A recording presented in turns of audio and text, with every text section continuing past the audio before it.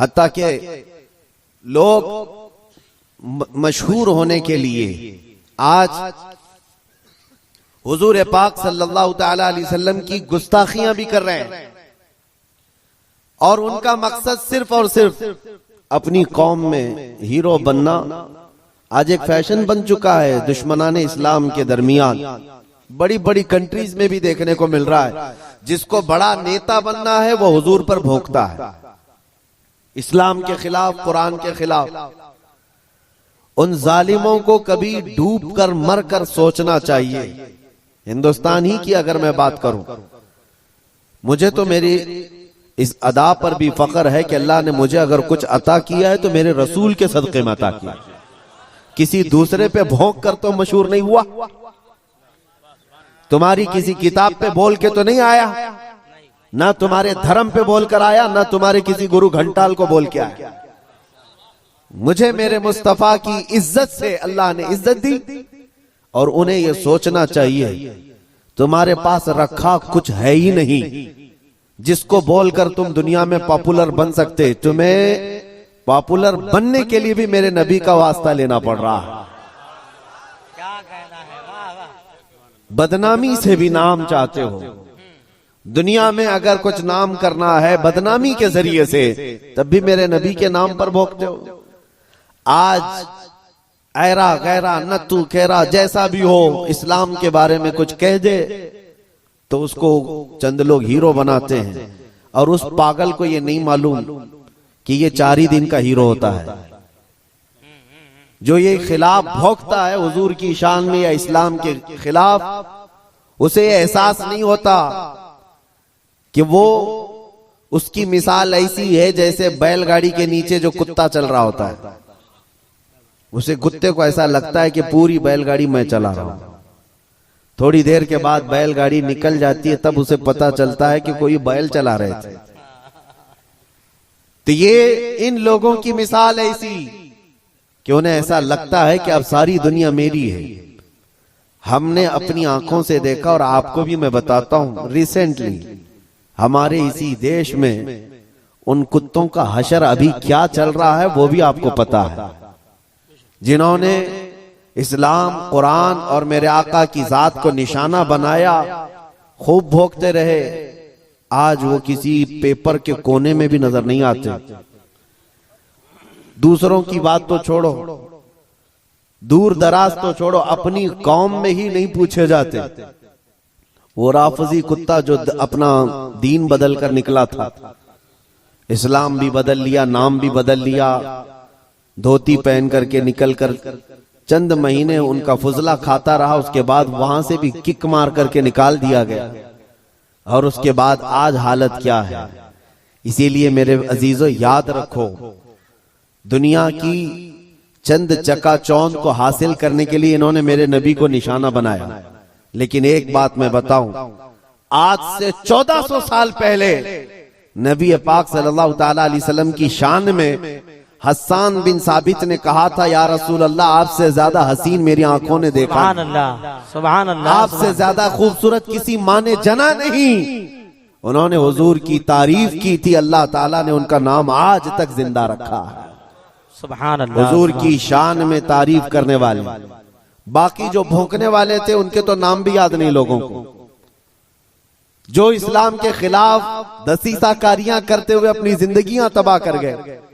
मैं आपसे पूछता हूं, जिसने बगदाद में मुसलमानों की खोपड़ी से मीनार बना दिया था, वो चंगेज और हलाकू, इनकी कब्रें कहां हैं, जरा ढूंढ के दिखाओ। इनके निशानात कहां हैं, इनकी औलादें कहां हैं, इनके तारीख में वो मकामात क्यों नहीं आज। लेकिन आज हिंदुस्तान ही नहीं, दुनियाए इस्लाम के जिस खित्ते में भी जाओ, हुजूर पाक सल्लल्लाहु तआला अलैहि वसल्लम के इश्क में बोलने वाला इमाम अहमद रजा हर जगह बोला जाता है। वाह वाह वाह वाह वाह वाह। इमाम अहमद रजा का चर्चा हर जगह होता है। क्यों होता है? इसलिए कि उस आला हजरत ने अपनी जिंदगी हुजूर के इश्क में फना कर दिया था। इसीलिए उन्होंने कहा था, या रसूल अल्लाह, कि जान की इक्सीर है उल्फत रसूलुल्लाह की, खाक होकर इश्क में आराम से सोना मिला, जान की इक्सीर है उल्फत रसूलुल्लाह की। एक पॉइंट समझ करके चलो मेरे अजीजों, मैं आपको यही देना चाहता हूं, आज के हालात घबराने की जरूरत नहीं, बहुत तेजी से अभी बदलेंगे, इम्तिहानात आएंगे अभी तुम्हारे यहाँ, बहुत तेज आंधियां आने वाली हैं ये अगले चंद सालों में। आंधियों से मुराद सिर्फ यही हवाओं की आंधियां मत समझो, कुफ्र और शिर्क की आंधियां, जुल्म और सितम की आंधियां, और दिन दहाड़े जो मुसलमानों का कत्लेआम है ये बढ़ता जाएगा। मैं हदीस की रोशनी में बता रहा हूं, हदीस की रोशनी में बता रहा हूं, बढ़ता जाएगा। तुम्हारा इम्तिहान है। अभी तो खाली चिट्ठी दिखा करके लोगों को लुभाने वाले बाबा आए हुए कि तुमने क्या खाया, तुम घर में क्या करके आए, चिट्ठी दिखा देंगे। अभी तो दज्जाल को आना बाकी है। दज्जाल आएगा, वो तो तुम्हें बारिश बरसा कर दिखाएगा, मरे हुए आदमी को जिंदा करके दिखाएगा। इतने बड़े इम्तिहानात होना बाकी है।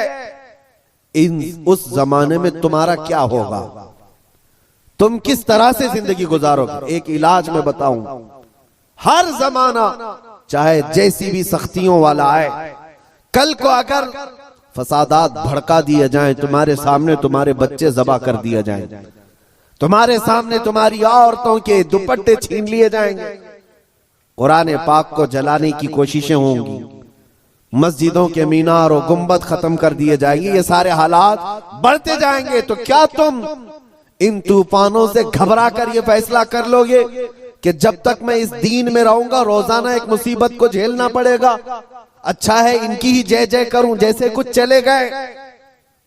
तो मेरे अजीजों, अगर तुम्हारा कदम जरा बराबर डगमगा गया तो फिर आज ही से तय कर लो कि तुम ईमान में आए नहीं थे, मुनाफिकत में थे, निफाक था। जिसका ईमान है वो उन आंधियों में एक ही सहारे के साथ जिंदा रहेगा। एक ही सहारा, छोड़ो, कोई कायद नहीं मिलने वाला है, मुश्किल है। रहनुमा, कायद, जमात, पार्टी, निगरान, सिपह सालार, ये सब एक तरफ रखो। उन हालात में तुम हर तरफ देखते रहोगे जिसको आला हजरत ने फरमाया है, साथी साथी कह के पुकारो, साथी हो तो जवाब आए, फिर झुंझलाकर सर दे पटखो, चल रहे मौला वाली है। हालात ऐसे आएंगे कि तुम साथी साथी कहकर पुकारते रहो, मदद के लिए कोई नहीं आने वाला है। उस जमाने में एक ही सहारा होगा। फरमाया बुजुर्गों ने कि जिसके सीने में मेरे मुस्तफा की मोहब्बत होगी, उन आंधियों से वो टकरा करके भी साबित कदम रहेगा, वो साबित कदम रहेगा। हर आने वाली आंधी का रुख मोड़ देगा।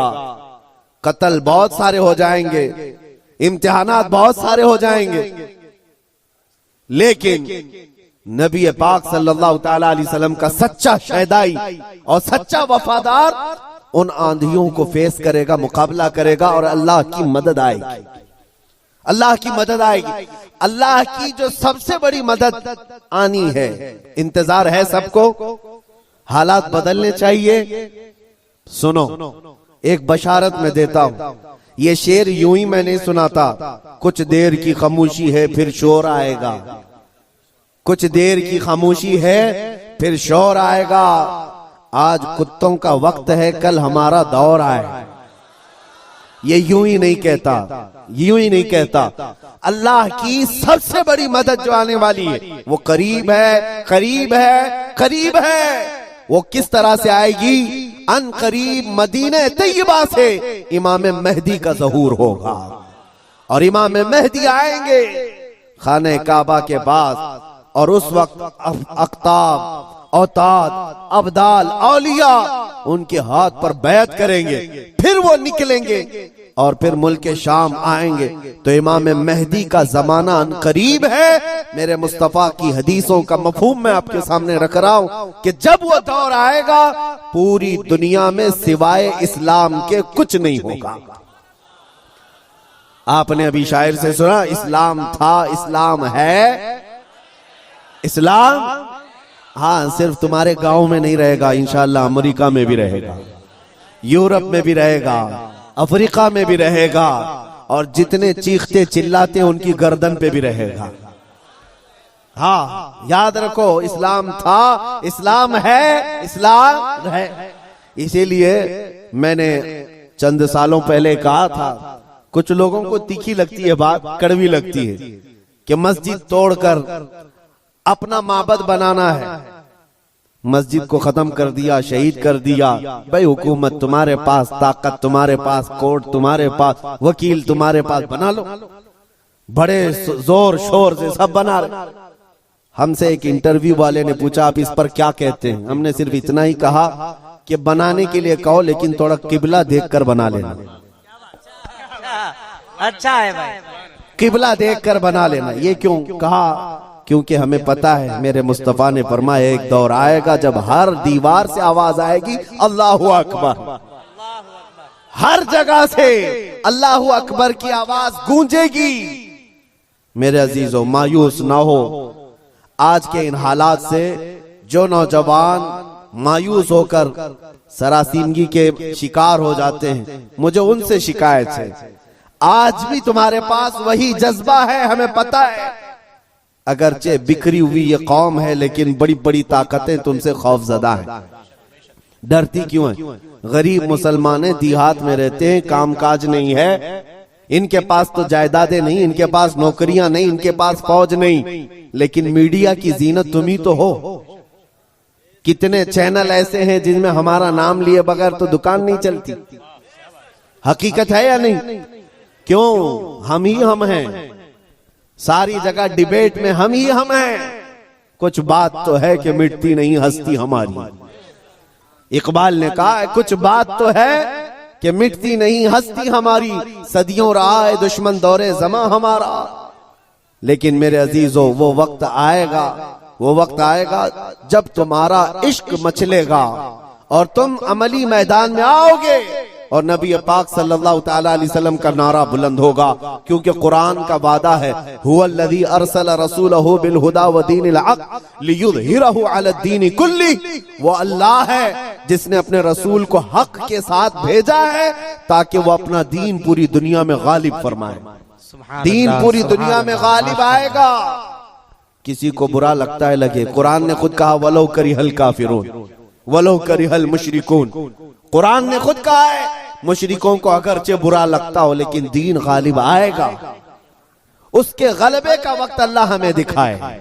बस हमारी तमन्ना यह है कि आज मगलूबियत का जमाना है, हम मारे जा रहे हैं, पीटे जा रहे हैं। ऐ अल्लाह वो दौर भी दिखा जब इस्लाम का गलबा आ जाए, जब निजाम मुस्तफा हो, हर जगह रसूल करीम सल्लल्लाहु तआला अलैहि वसल्लम की शरीयत तैयबा ताहिरा का दौर दौरा, वो दौर आएगा। अजीजा ने गिरामी वकार, दो चंद बातें मैं अर्ज करता हूं जिनको ऐसा लगता है कि इस जमाने में हमारे साथ अगर कुछ हुआ तो क्या होगा। कुछ नहीं। क्या सहाबा की जानें नहीं गई? क्या हुजूर पाक सल्लल्लाहु तआला अलैहि वसल्लम के खानदान वाले अहले बैत अतहार, उनकी जानें नहीं गई?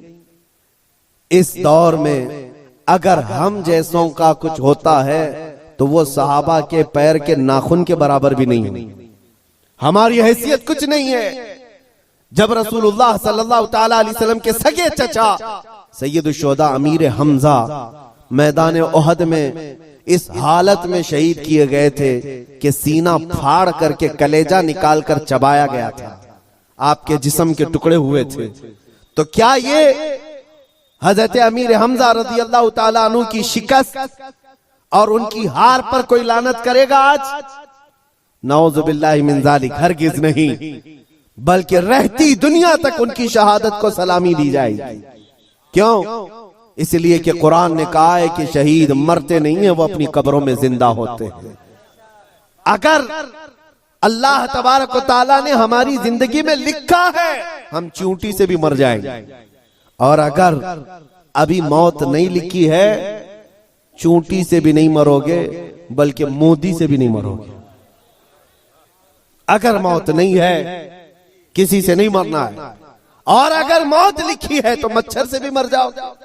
ये तकदीर है जिस पर ईमान जरूरी है।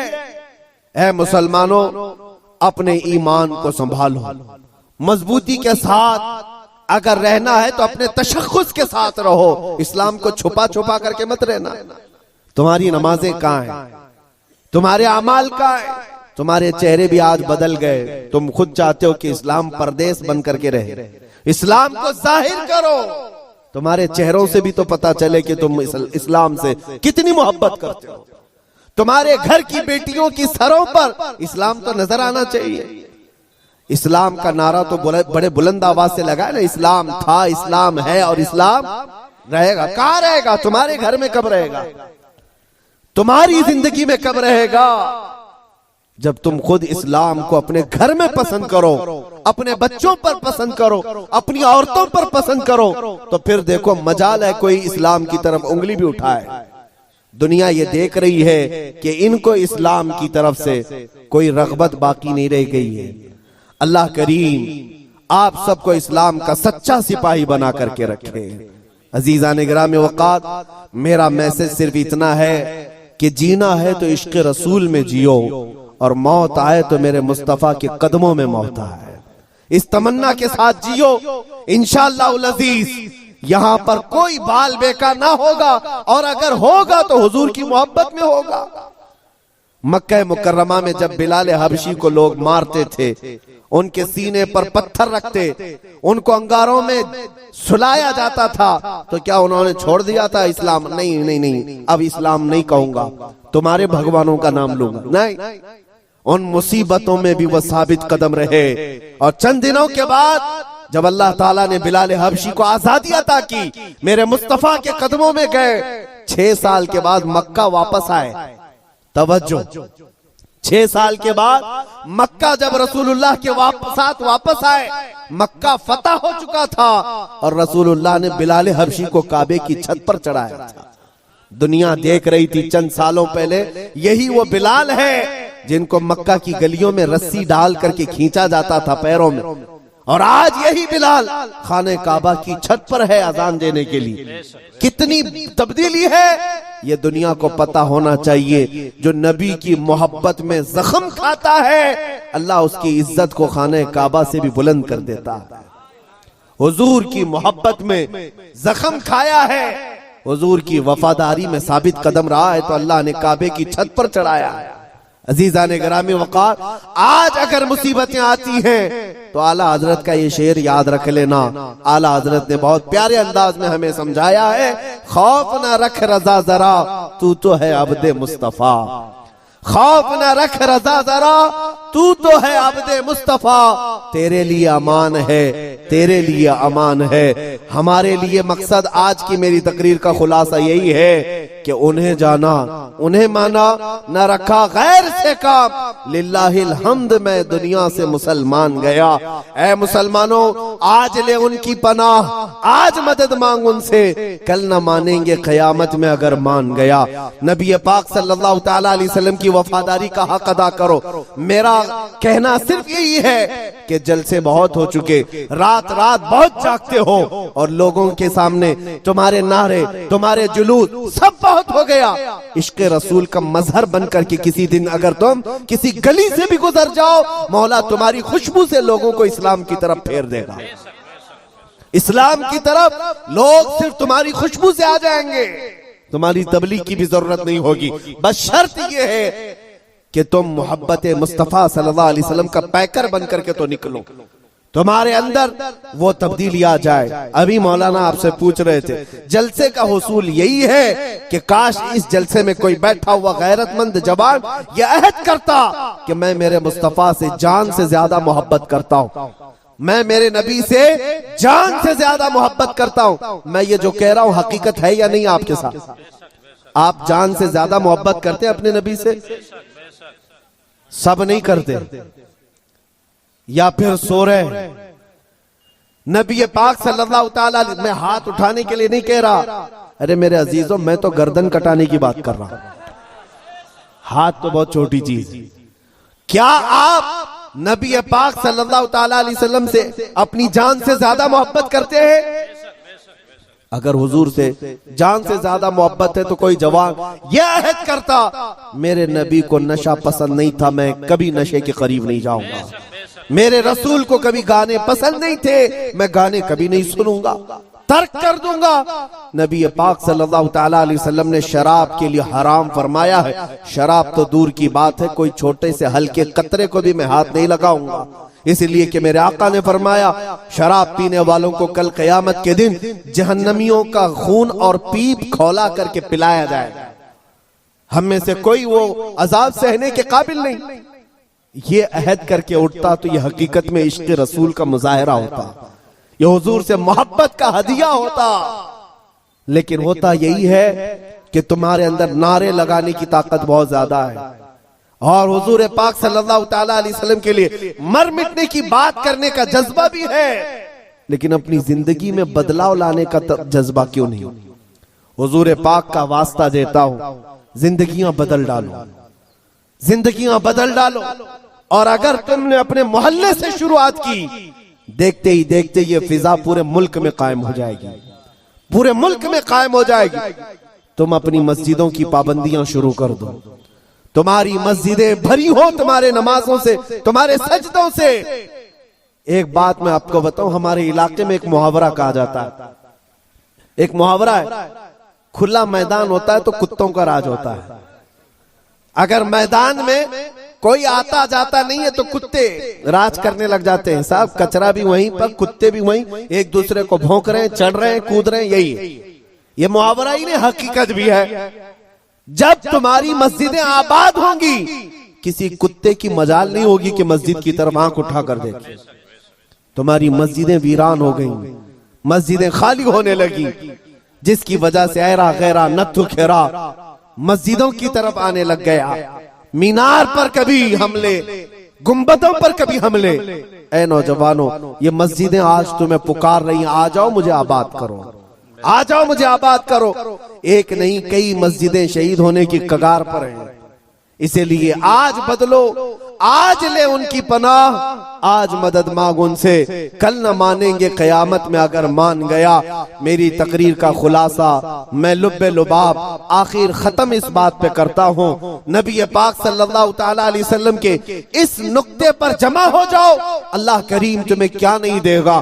तुम आज ये सोचते हो हमारी सियासत कैसे, हमारी हुकूमत कैसे मिलेगी, हमारी क़ियादत कैसे मिलेगी, हमारी खोई हुई दौलत कैसे आएगी? सब आएगा। अरे ये कोई चीज ही नहीं है, बल्कि अल्लाह रब्बुल इज्जत के कुरान पाक की आयत की तर्जुमानी करते हुए आशिक रसूल कहता है कि मोहम्मद से वफा तूने, कि मोहम्मद से वफा तूने, तो हम तेरे हैं। ये जहां चीज है क्या, लौह कलम तेरे, ये सियासत चीज है क्या, लौह कलम तेरे है। हुकूमत चीज है क्या, लौह कलम तेरे है। अल्लाह करीम तुझे लौह कलम अता कर दे, बस शर्त यह है कि मेरे मुस्तफा से मोहब्बत करो। हमें करनी है शहंशाह बतहा की रजा जोई, वो अपने हो गए तो रहमते परवरदिगार अपनी। मौला करीम कहने सुनने से ज्यादा अमल की तौफीक अता फरमाए। ऐ रब्बे करीम हमें उस वक्त तक मौत न दे जब तक तू और तेरा रसूल हमसे राजी ना हो जाए। व आखिरु दावाना अनिल हम्दुलिल्लाहि रब्बिल आलमीन। अस्सलामु अलैकुम।